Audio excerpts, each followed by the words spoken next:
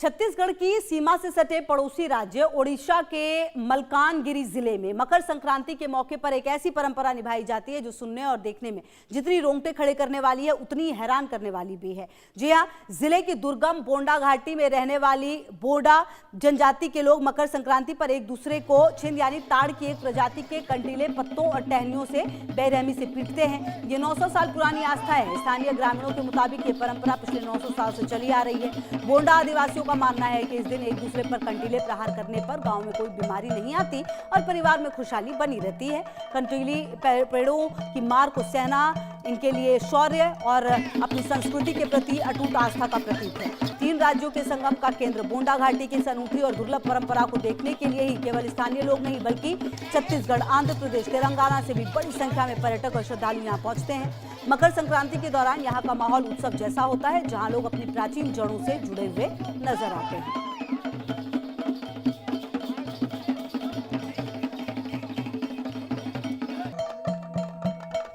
सा लगा हुआ ये मलकानगिरी का ये गांव है। यहाँ पर बोडा जनजाति, यहाँ पर मकर संक्रांति के दिन ये परंपरा है कि जो छीन के तिने होते हैं उससे एक दूसरे को ग्रामीण मारते हैं, लेकिन यह गुस्से से नहीं, ये परंपरा है जिसे जो 9 वर्षों से ये निभा रहे हैं। इनका मानना है कि जो बुजुर्ग यहाँ बताते हैं कि ये परंपरा निभाने से गांव में खुशहाली आती है, कोई बीमार नहीं पड़ता है, साथ ही जो कोई भी रोग इन्हें नहीं लगता और ये खुश रहते हैं, खुशहाल रहते हैं, जीवन खुशहाल इससे रहता है। यहाँ पर जनजाति के यहाँ युवक हैं, इनसे बात करते हैं। ये क्या परंपरा है, कैसे आप लोग निभाते चले आ रहे हैं?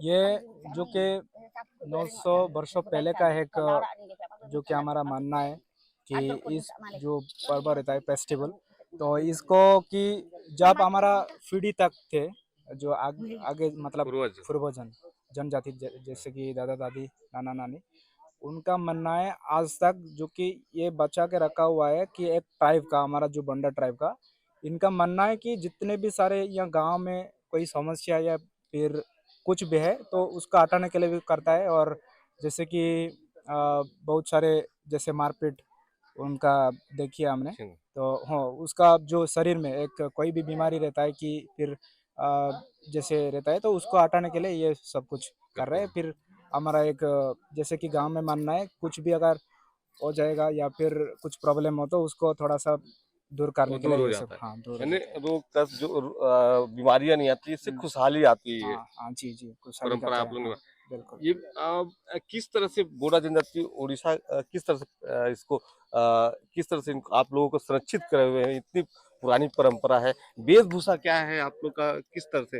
वेशभूषा जैसे कि हम बात करते हैं बंडा, और अगर सरकारी से हमने कंबाइन कर मतलब कनेक्ट कर लिया तो जो कि उड़ीसा से एक सरकारी जो उन्होंने भी हमको थोड़ा सा अच्छा रेस्पॉन्स ले रहे हैं, जैसे प्रशासन या फिर उड़ीसा से जो जैसे कि आप लोग देख रहे हैं ये गले में लगा हुआ है जो माली, ये सब कुछ हमारा भुवनेश्वर में जा रहा है और यहाँ पे थोड़ा सा आप लोग इसको बना रहे हैं, ये सरकार इसको रिप्रेजेंट कर रही है? हाँ जी जी बिल्कुल बिल्कुल।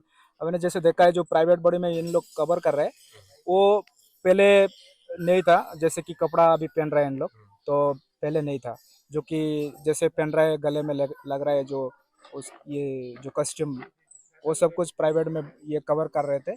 और फिर नीचे का भी है, लेकिन आज के समय में थोड़ा सा उन लोगों ने ये नहीं कर पा रहे, और ये जो कस्ट्यूम वगैरह वो लोग मेकिंग कर रहे हैं वहाँ भुवनेश्वर मतलब सरकार से। हाँ, ये जनजाति अपनी प्रकृति को पूजा करते हैं और निश्चित तौर पर आज भी अपनी परंपराओं को संजोए रखे हैं। Dharmendra Singh, India news, Sukma.